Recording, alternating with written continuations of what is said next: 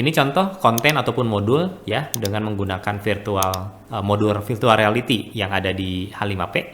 Nah, di sini kita bisa menyimpan sebuah foto gitu ya. Ini misalkan foto 360 derajat di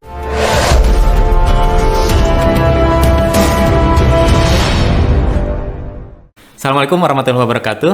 Berjumpa kembali bersama saya Asep Sauri. Kali ini kita akan membahas satu modul di H5P ya. Jadi mungkin lanjutan dari pembahasan sebelumnya, yaitu tentang membuat virtual tour ataupun virtual reality gitu. Jadi mungkin selama ini teman-teman juga sudah sering mendengar ya istilah virtual reality, yang biasanya untuk menggunakannya kita memerlukan headset ya, yang digunakan langsung gitu ya.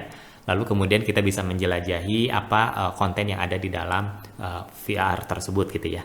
Nah, di H5P seperti yang sudah kita bahas sebelumnya, ini kita juga dimungkinkan untuk membuat modul pembelajaran dengan virtual reality ini gitu. Dan kita cukup menyiapkan beberapa bahan, salah satunya adalah foto panoramik ya, foto 360 derajat. Jadi mungkin kalau sekarang sebetulnya kalau teman-teman punya handphone, biasanya kan kita bisa memfoto dengan mode panoramik ya, 360 derajat, nah itu kita bisa gunakan. Atau dengan menggunakan kamera khusus yang 360 derajat, tentu hasilnya akan lebih bagus. Sebagai contoh, supaya bisa langsung melihat hasilnya akan seperti apa, ini contoh konten ataupun modul ya, dengan menggunakan modul virtual reality yang ada di H5P.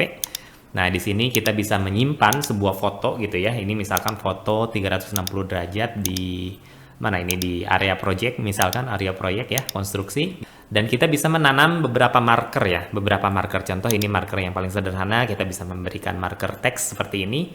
Lalu kemudian nanti peserta ataupun siswa bisa menjelajahi gitu lingkungan yang sudah kita siapkan di VR tersebut gitu ya. Bisa kita tanamkan marker sedemikian rupa. Nah, misalkan juga kita bisa menanamkan marker dengan audio, video gitu ya, teks dan sebagainya. Nah, ini contoh misalkan gitu ya. Jadi untuk penjelasan lebih mendalam kita bisa tanamkan sebuah video di dalamnya. Sehingga tidak hanya menjelajahi foto seperti ini, tetapi juga bisa memberikan beberapa marker yang sifatnya itu lebih interaktif. Bisa dengan pola teks seperti ini, dengan pola video misalkan seperti ini ya. Nah, di sini. Jadi misalkan ini menjelaskan tentang scaffolding gitu ya, lalu kemudian ada juga video yang menjelaskan bagaimana memasang scaffolding yang baik misalkan gitu ya. Dan lalu kemudian kita bisa menanam dalam satu modul ini, kita bisa menyiapkan dalam beberapa foto ya, dalam beberapa ruangan ataupun scene gitu ya. Nah, misalkan ini awalnya kita di area luar katakan gitu ya. Ketika masuk ke area indoor, nah dia akan mengarahkan ke area indoor. Jadi yang perlu kita siapkan adalah foto yang kedua ya, yang di area indoor, sama ini harus 360 derajat. Kemudian kita bisa menanamkan marker-marker seperti ini ya. Jadi ada informasinya, bisa ada dalam videonya gitu. Dan lalu kemudian juga kita bisa menanamkan dalam format kuis, misalkan pilihan ganda dan sebagainya. Nah, ini seperti ini ya. Jadi misalkan kalau ini salah dan sebagainya, kita bisa membuat ini menjadi lebih interaktif gitu ya. Nah, kurang lebih seperti ini contoh akhirnya ya. Jadi mungkin rekan-rekan bisa mengeksplor lebih dalam tentang bagaimana kita membuat virtual reality dengan menggunakan tools yang sangat sederhana, yaitu H5P. Nah, sekarang bagaimana cara membuatnya? Cara membuatnya langsung saja ya. Jadi seperti biasa kita bisa menggunakan modul H5P yang ada di LMS gitu ya, misalkan di Educati ataupun di LMS Moodle dan sebagainya. Lalu kemudian bisa juga menggunakan aplikasi offline yang bernama Lumi Desktop ya. Seperti yang sekarang saya perlihatkan, ini adalah Lumi Desktop. Nah, cara membuatnya seperti biasa, ini editor Lumi ya. Kita bisa cari namanya Virtual Tour ya. Di sini ada Virtual Tour 360 derajat. Kemudian kita bisa use seperti ini.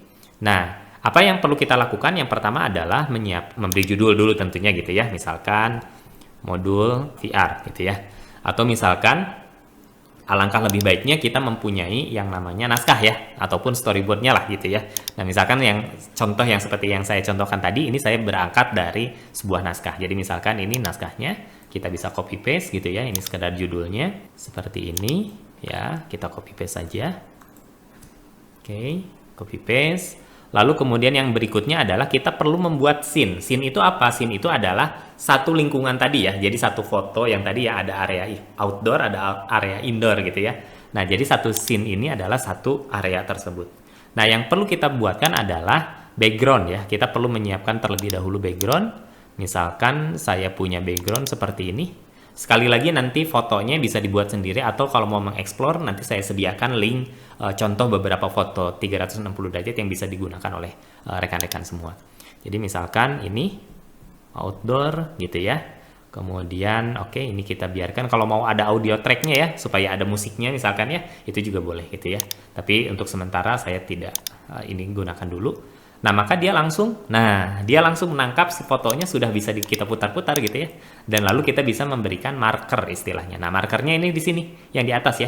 Ada yang go to scene, ada teks, gambar, audio, dan sebagainya gitu ya. Nah, ini tinggal kita tentukan mau disimpan di mana misalkan gitu ya. Saya mau simpan di kayu ini misalkan gitu ya. Di kayu ini ingin ada tulisan, maka kita klik teks yang sini, kita berikan tulisannya gitu ya. Misalkan seperti ini. Nah, seperti ini, klik done. Nah, maka di sini sudah tuh, dan ini bisa digeser ya. Nah, kalau tidak sesuai ini bisa digeser. Nah, semudah itu sebetulnya. Nanti kalau mau menambahkan gambar, audio, dan sebagainya itu pun sama. Langkahnya sama saja seperti itu. Nah, lalu kemudian kalau tadi kan kita punya dua scene ya. Ini baru satu scene. Nah, untuk membuat scene yang kedua, misalkan untuk yang indoor, maka kita perlu klik new scene ya. New scene. Lalu kemudian kita berikan background seperti biasa, sama ya. Nah, ini misalkan, ini scene indoornya. Nah, ini scene indoornya. Oke, kalau sudah kita klik done. Nah, maka di sini kita sudah masuk tuh scene yang pertama dan yang scene yang kedua. Nah, ini ada yang outdoor, ini ada yang indoor. Nah, bagaimana menghubungkannya? Nah, cara menghubungkannya adalah di scene yang awal, misalkan scene yang awalnya adalah kita akan menggunakan yang outdoor dulu gitu ya. Nah, kita perlu menambahkan satu marker namanya go to scene ya. Jadi di sini go to scene misalkan menuju ke indoor, misalkan seperti ini ya. Kemudian ini pilih di sini karena kita sudah membuat scene-nya ya. Nah, ini indoor-nya kita klik dan nah maka link ini akan mengarahkan nanti ketika diklik dia akan menuju ke scene yang indoor gitu ya. Kalau kita preview ya. Nah, sini kita geser. Nah, ini menuju ke indoor ketika diklik. Nah, maka dia akan menuju ke scene yang kedua gitu ya. Misalkan kita punya 5 scene, 10 scene, nah tinggal kita menyiapkan beberapa tombol untuk menuju atau menavigasi ke scene berikutnya. Nah, ini kita nggak bisa balik lagi ke area outdoor ya karena belum memberikan satu tombol di area indoornya ya. Di area indoornya berarti harus menambahkan satu tombol lagi. Misalkan di sini tombol untuk menuju ke outdoor gitu ya. Menuju ke outdoor misalkan. Nah, seperti ini outdoor. Diklik scene-nya. Nah, sehingga ini bisa bolak-balik ya. Jadi kalau kita view seperti ini. Nah, ini ya. Ini menuju ke indoor. Nah, di sini menuju ke outdoor sehingga ini bisa bolak-balik ya, ke indoor outdoor gitu ya. Nah, bayangkan misalkan mungkin rekan-rekan bisa membayangkan ya, nanti punya ide banyak gitu ya.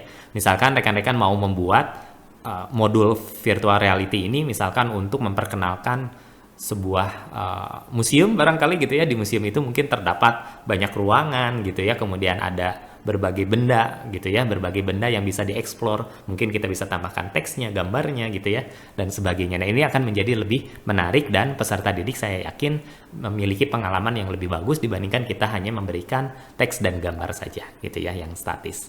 Baik, itu saja rekan-rekan, terima kasih atas perhatiannya. Sekali lagi nanti untuk modulnya ataupun untuk contoh file yang ini ya, contoh storyboardnya lah katakan, ini nanti saya akan bagikan di link bawah ini. Terima kasih, sampai berjumpa kembali. Wassalamualaikum warahmatullahi wabarakatuh.